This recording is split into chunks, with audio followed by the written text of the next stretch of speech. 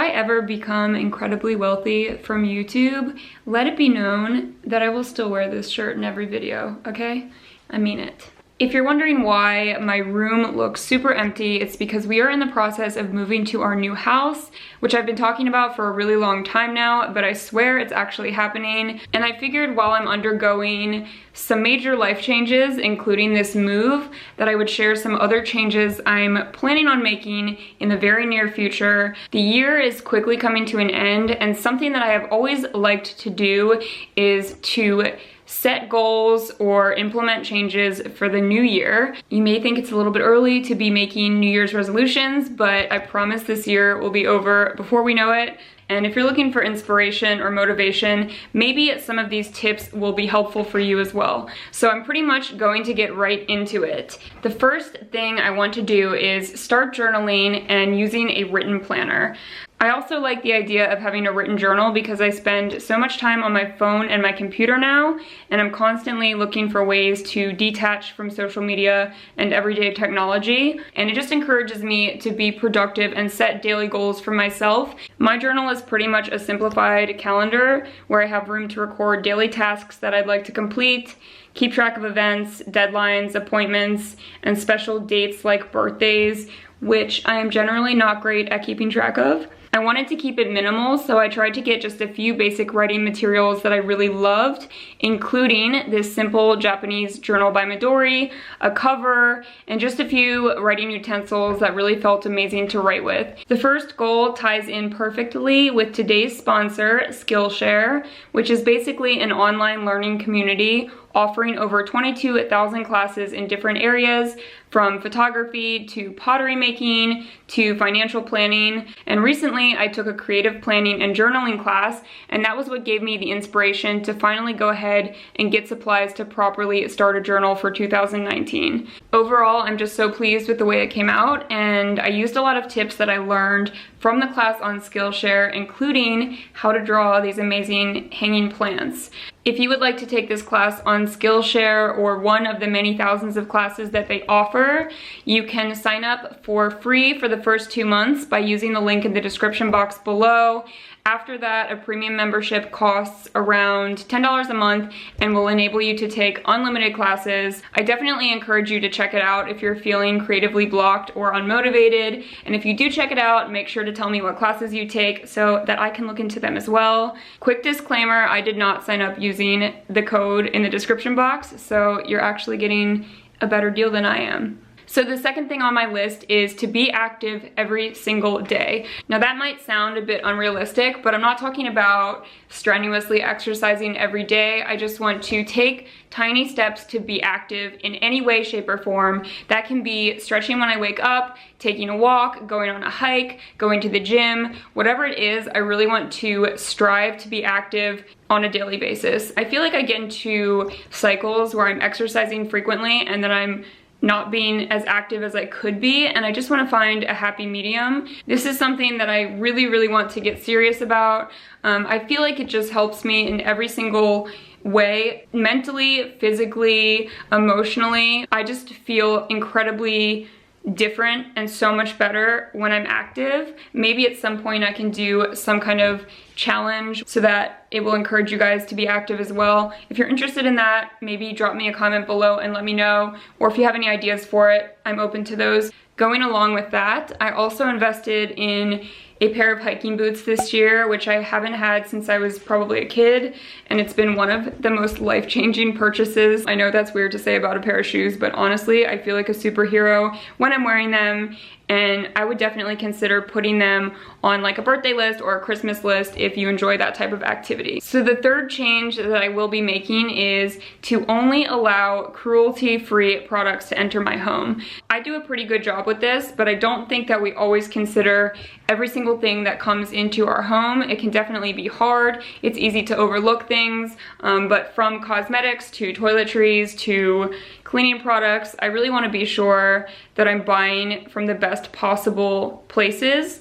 I actually have a great recipe on my Instagram of a natural cleaner you can make at home. It only has a couple of ingredients and it works super well, so I'll write that out in the description box below. In general, I just want to do the best job I can do to ensure that the products I'm using are coming from a cruelty-free place. Now, the exception to this is prescriptions or prescribed drugs. Unfortunately, in the United States, the FDA requires animal testing for drugs to enter the market, and I do try to avoid prescriptions and medications as much as possible, but as most of us do, I take them from time to time for like migraines. You know, I've taken Accutane before, but because there are no alternatives right now, I will continue to use medication as necessary, minimally. And of course, I would never encourage anyone to stop taking their daily medications or necessary drugs that they need. If you want to make any changes to your medications, be sure to talk to your doctor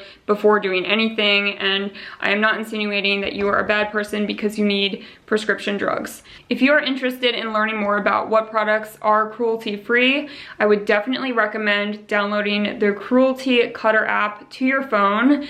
This is a free app that allows you to physically scan any item and it will tell you whether or not the product is cruelty-free. It's super helpful if you're in the grocery store or shopping and you're not quite sure about the ethics of a company. So I'll leave the link to that below if you'd like to check it out. They also have a directory where you can search for different brands, and yeah, it's a great tool. The fourth thing is to keep track of my finances. I'm pretty organized when it comes to my money and paying my bills, but I'm not always good at keeping track of daily expenditures like going out to eat or buying groceries or just purchasing something that you might need in the moment. And in 2019, I really want to get better at keeping track of every single thing that I buy. So to help with this, I've actually added a monthly financial planning section to my journal, and I'm gonna try it out and see how it works, but hopefully this will make it easier to see where all of my money is going.